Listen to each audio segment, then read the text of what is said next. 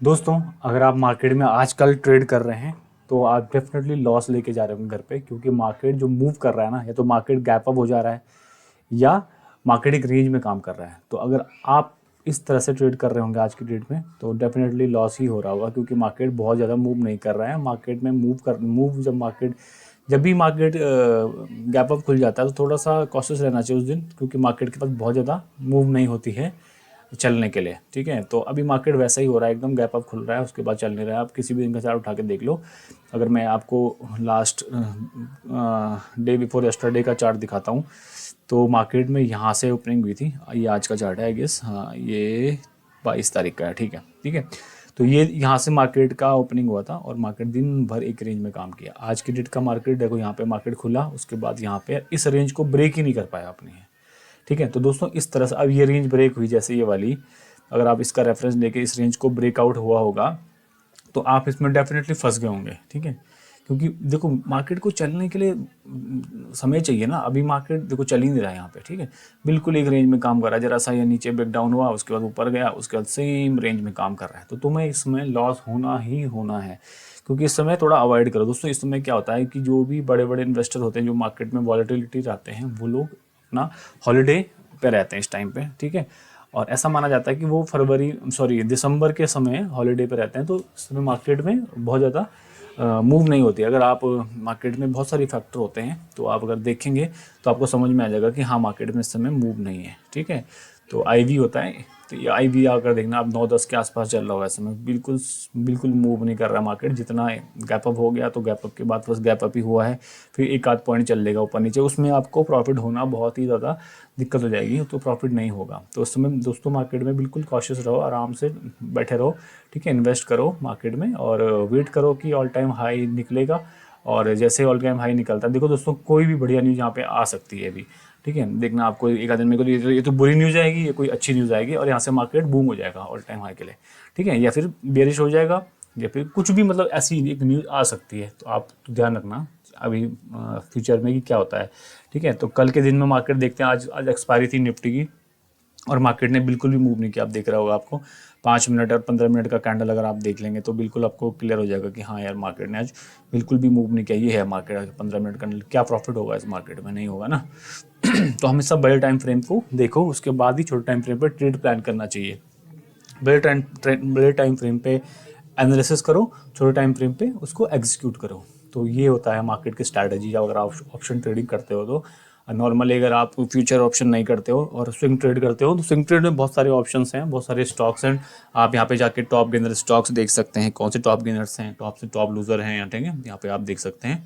तो ये all future के हैं, ऑल ऑप्शंस के स्टॉक्स हैं, स्टॉक्स फ्यूचर के हैं, इस तरह से आप देख सकते हैं। ऑप्शन के हैं, ऑल एक्सपायरीज भी देख सकते हैं आप। ठीक है, तो जिस तरह से आपको चाहिए उस तरह से आपको मिल जाएगा यहाँ पर। ठीक है, तो यहाँ पे एक्टिव कॉल्स, इस तरह से आप ये भी देख सकते हैं। इसमें ये आप जाएंगे मनी कंट्रोल की वेबसाइट पे, यहाँ पे जाके आप देख सकते हैं टॉप गेनर, टॉप लूज़र। तो ये सब तो आप यहाँ से ढूंढ सकते हैं। ठीक है, उसके बाद इनके चार्ट वगैरह स्टडी कर सकते हैं अगर आप इंटरडे में करते हैं तो इस तरह से मार्केट को ढूंढ सकते हैं। और भी बहुत सारी वेबसाइट्स होती हैं जिन पे आप ढूंढ सकते हो। फिलहाल ये भी काफ़ी अच्छी है। और आप अपनी स्टडी करो, ज़्यादा वेबसाइट पे मत फोकस करो, इतना मत रखो। तो मैं आपको पहले ही बता चुका हूँ कि यहाँ पे अगर आप आएंगे, स्कैनर होता है यहाँ पे, किधर गया स्कैनर, ये वाला स्कैनर है। तो यहाँ से भी आप देख सकते हैं कि कौन सा मार्केट, कौन सा स्टॉक अच्छा चल रहा है। ठीक है, वॉच लिस्ट में डाल सकते हैं, जैसे यूएस मार्केट, इंडियन मार्केट में, ये देख लो आप, सारे शेयर आ जाएंगे यहाँ पे। तो उसके बाद इनका चार्ट आप देख सकते हैं और उसके बाद इनसे आप ढूंढ सकते हैं कि कौन सा स्टॉक्स, यहाँ पे बहुत सारे इंडिकेटर्स हैं। ठीक है, जिसमें आप निफ्टी 50 के स्टॉक्स ढूंढेंगे तो 50 स्टॉक आ जाएंगे निफ्टी 50 के, तो उन्हीं स्टॉक्स की लिस्ट आ जाएगी पूरी। तो ये आप चीज़ें चेक कर सकते हैं। और यहाँ से मार्केट में आप इसका चार्ट भी देख सकते हैं, इसको आप अपने हिसाब से एडजस्ट कर सकते हैं इस तरह से और इस तरह से। अगर यहाँ पे आप क्लिक करेंगे तो ये दो पार्ट में डिवाइड हो जाएगा अलग अलग। ठीक है, तो उसके बाद आप किसी भी स्टॉक का चार्ट उठा के यहाँ पे देख सकते हैं कि यहाँ पे इस स्टॉक का चार्ट में ये सब चल रहा है। ठीक है, ये सब चल रहा है स्टॉक के चार्ट में। तो इस तरह से आप इनको देख सकते हैं। तो कोई भी लिस्ट बनाने की ज़रूरत नहीं, कोई प्ले लिस्ट बनाने की आपको ज़रूरत नहीं है। यहाँ पे आप डायरेक्ट देख सकते हैं यहाँ पे स्टॉक्स को कि इस तरह से स्टॉक काम कर रहा है। मैं यहाँ पे कोई भी स्टॉक्स, जो भी मैं स्टॉक यहाँ पे देख रहा हूँ, चार्ट उसका स्टडी कर रहा हूँ, वो सिर्फ एजुकेशनल पर्पज़ से है। कोई भी बाइंग और सेलिंग की कोई रिकमेंडेशन नहीं है। ठीक है दोस्तों, तो ये इस तरह आप कोई भी स्टॉक्स यहाँ पे स्कैन कर सकते हैं। उसका चार्ट देख सकते हैं। बैंक निफ्टी में अगर आपको देखना है तो बैंक निफ्टी में 12 स्टॉक्स होते हैं, ठीक है। तो ये उन स्टॉक्स की लिस्ट यहाँ पे आ जाती है इस तरह से। तो ये सब बैंक निफ्टी के पार्ट हैं।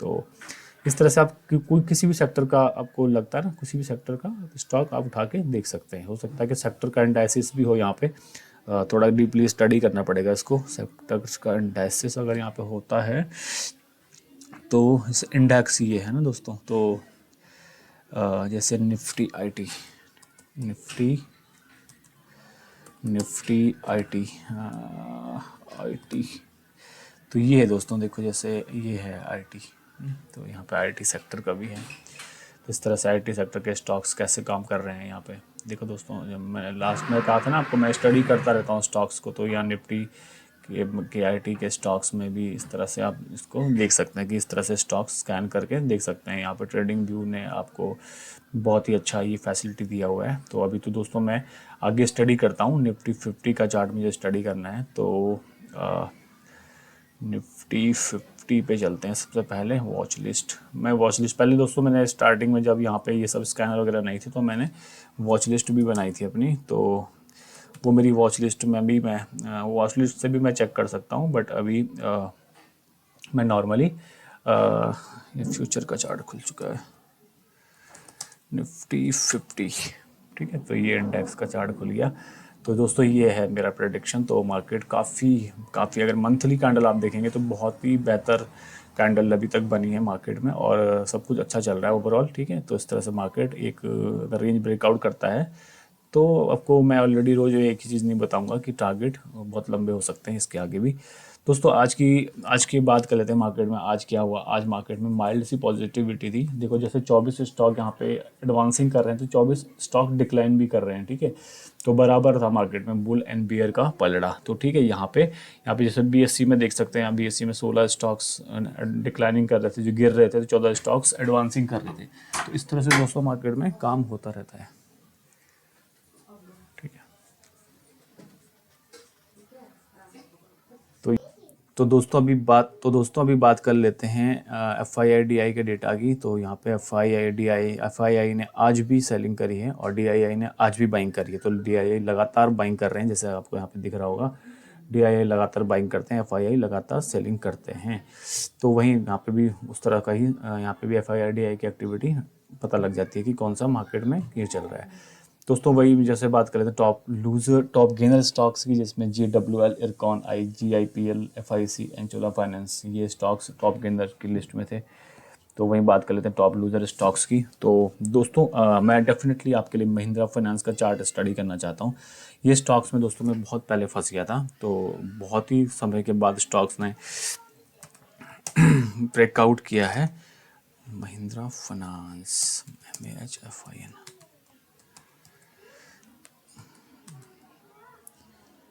महिंद्रा, ये है दोस्तों, ठीक है। तो दोस्तों सबसे पहले मैं बड़े टाइम फ्रेम से ही शुरू करता हूँ कोई भी स्टॉक्स का चार्ट देखने से पहले। तो दोस्तों ये स्टॉक्स बड़े टाइम फ्रेम पे मैं इसका चार्ट स्टडी कर रहा हूँ, और यहाँ पे काफ़ी अच्छे से स्टॉक्स ने बहुत समय के बाद एक रेंज का ब्रेकआउट किया है। एक रेंज का ब्रेकआउट हुआ है स्टॉक में, और अभी स्टॉक्स अपने उसी रेंज के ऊपर ट्रेड कर रहा है। तो अभी ये कैंडल ज़्यादा अच्छा नहीं बना है, लेकिन इससे पहले वाला कैंडल काफ़ी अच्छा बना हुआ था। तो यहाँ पे कुछ साइन भी आया हुआ है। यहाँ पे क्या है, एस्टिमेटेड अर्निंग रेवेन्यू। तो ये सब स्टॉक्स दोस्तों, ये स्टॉक अभी ब्रेकआउट किया है इसने बहुत समय के बाद, और उसके बाद ये स्टॉक अपने ऑल टाइम हाई के पास चला गया। तो अगर मैं इसको यहाँ से ना करके यहाँ से भी करूँ तो भी गलत नहीं होगा। तो यहाँ से स्टॉक्स ने काफ़ी रन अप कर दिया, और यहाँ से स्टॉक अभी अपने काफ़ी ऊपर लेवल पे चला जा चुका है, जो कि दिख भी रहा है अपने चार्ट में। तो यहाँ पे स्टॉक्स में 6% के गेन अभी तक मिले हैं महिंद्रा फाइनेंस में। JK टायर दोस्तों, मैं स्टॉक में इन्वेस्टेड हूँ, तो काफ़ी समय पहले से स्टॉक्स में मैं इन्वेस्टेड हूँ। और दोस्तों एक काम करते हैं, आइडिया का चार्ट भी स्टडी करते हैं, क्योंकि आइडिया का चार्ट में बहुत सारे लोग बहुत ज़्यादा अपना पोजीशन लगा के रखते हैं। तो आइडिया का चार्ट दोस्तों, मेरी जो स्टडी थी उसके हिसाब से मैंने यहाँ पे क्या क्या किया हुआ है वो देख लेते हैं।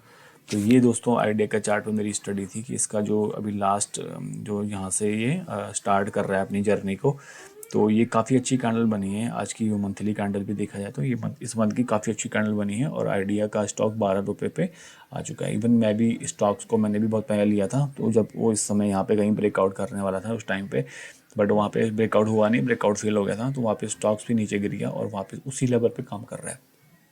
दोस्तों अगर आप देखेंगे तो मार्केट इस स्टॉक को देखेंगे तो बहुत समय से ये सेम लेवल पे ही काम कर रहा है। अगर ये लाइन मैं यहाँ ना ड्रॉ करके यहाँ ड्रॉ कर दूँ तो आपको समझ में आ जाएगा, और इस लाइन को थोड़ा आगे ड्रॉ कर दूँ यहाँ पे तो आपको समझ में आएगा कि स्टॉक एक रेंज में काम कर रहा है। वहीं इसका अगर वीकली चार्ट देख लेते हैं दोस्तों, तो ये वीकली चार्ट है, तो स्टॉक्स बहुत समय से सेम एक ही लेवल पे काम कर रहा है। जब तक ये वाला लेवल ब्रेकआउट नहीं होता 18 रुपये का, तब तक स्टॉक में किसी भी तरह की बड़ी अपसाइड की एक्सपेक्टेशन रखना बेकार है।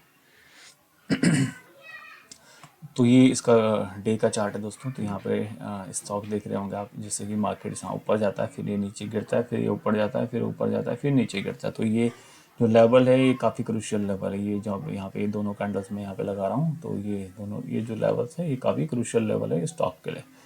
तो फिलहाल तो अभी कुछ गुड न्यूज़ है नहीं स्टॉक्स में कि जो कि मैं स्टॉक्स में बुलिश हो जाऊं, बट हाँ ये अभी ये स्टॉक अपने थोड़ा सा करेक्शन से थोड़ा सा उभरने की कोशिश कर रहा है, बट अभी पता नहीं है कि फ्यूचर में ये किस तरह से अपने आप को प्रेजेंट करेगा। अगेन दोस्तों ये कोई बाइंग और सेलिंग की रिकमेंडेशन नहीं है, क्योंकि बहुत सारे लोग स्टॉक्स में इन्वेस्टेड रहते हैं, इसलिए मैंने स्टॉक को स्टडी करने का प्लान किया था। दोस्तों बात कर लेते हैं अभी लास्ट वीक के टॉप 52 वीक लो स्टॉक्स की। तो वहाँ पे एसीसी सीमेंट है दोस्तों। एसीसी सीमेंट जब से अडानी जी ने एसीसी में एंट्री ली है, एसीसी चलने का नाम ही नहीं ले रहा है। तो वहीं 20-2200 रुपये के आसपास होना चाहिए स्टॉक, हो उससे भी नीचे चला गया, तो काफ़ी वीक हो चुका है स्टॉक दोस्तों। क्योंकि ये स्टॉक एक टाइम पे बहुत ही ज़्यादा अच्छा स्टॉक था, लेकिन जब से अडानी का हुआ है एसीसी, तो तब से ये स्टॉक्स में इस तरह से ये उस तरह से काम नहीं कर रहा है जिस तरह से एसीसी एक सीमेंट का स्टॉक काम करता था पहले अपने समय में। बट वही है कि ठीक है, अभी स्टॉक वापस उसी लेवल पे आया जिस समय वो 2023 पे था, तो उसी लेवल पे वापस प्राइस आ चुका है इसका। तो देखते हैं दोस्तों आगे किस तरह से स्टॉक अपने आप को सस्टेन करता है, तो किस तरह से मार्केट में इसको सस्टेन करता है मार्केट इसको, वो देख लेते हैं। JWL दोस्तों, JWL का चार्ट स्टडी करते हैं, चलो ठीक है। JWL अच्छा, जुपिटर वैगन, ओके ये रेलवे स्टॉक्स है दोस्तों। JWL जुपिटर वैगन, मैं कभी इस स्टॉक में काफ़ी इंटरेस्टेड था, बट ये स्टॉक बहुत ज़्यादा करेक्ट किया है भाई। इतना ज़्यादा करेक्ट मेरे को एक्सपेक्टेशन नहीं थी कि इतना ज़्यादा करेक्ट करेगा ये स्टॉक खुद को। और अभी इसमें वापस से दोस्तों पता नहीं, मेरा माउस नहीं काम करता इस लैपटॉप में सही से, तो देखता हूँ, कोशिश करता हूँ हाथ से। ये लैपटॉप पे तो पता नहीं ये क्यों नहीं काम करता सही तरीके से इसमें। तो दोस्तों यहाँ पे इसको लगा दूँ तो, और काफ़ी समय के बाद ब्रेकआउट हुआ है स्टॉक में। स्टॉक अपने 700 के लेवल से 350 के लेवल पे यहाँ पे मार्केट ने इसको पटक दिया है बुरी तरह से। तो बहुत ऊपर गया और बहुत नीचे आ गया उसी तरह से।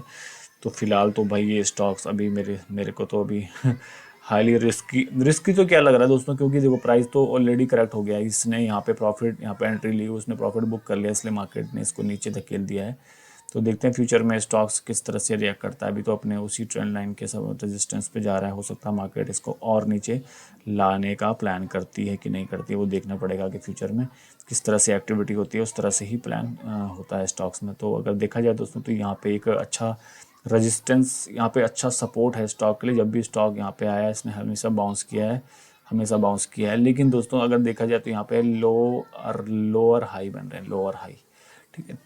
तो बार बार स्टॉक उसी लेवल पे आ रहा है, वहाँ पे आ रहा है, नीचे जा रहा है, अपने किसी भी पुराने हाई को नहीं काट रहा है। तो जब तक पुराने हाई को नहीं काटता है, किसी भी तरह की अपसाइड की एक्सपेक्टेशन रखना अपने आप में ही गलत है। लेकिन दोस्तों यहाँ पे स्टॉक बार बार आउट परफॉर्म कर रहा है, अपना 25% यहाँ से गेन कर चुका है अपने आप को। तो 25% की गेन ये वाले जो कैंडल बनी है ना, ये 25% की गेन यहाँ पे अपने आप में दिखा रही है। तो ये स्टॉक्स भी दोस्तों अभी मेरे हिसाब से तो बिल्कुल अभी ठीक नहीं है।